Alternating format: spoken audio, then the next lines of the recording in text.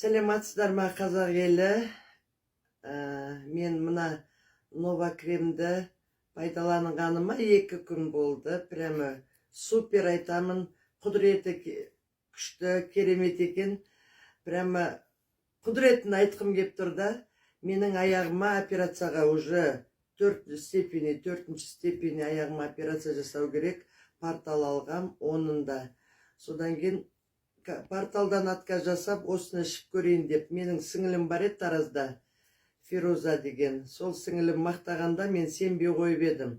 Сол сіңілім алып берді. Осыны жақып көрші, бесплатно алып берейін деп. 2 күн болды пайдаланғаныма, аяғым вообще бүгілмейтін. Уже операция деген.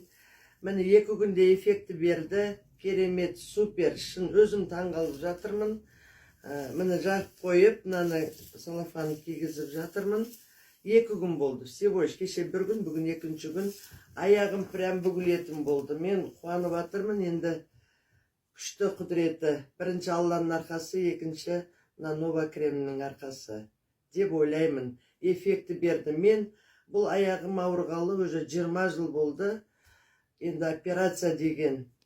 Сол енді керемет, ішіңіздер. Өтірігі жоқ, өзім көріп жатырмын.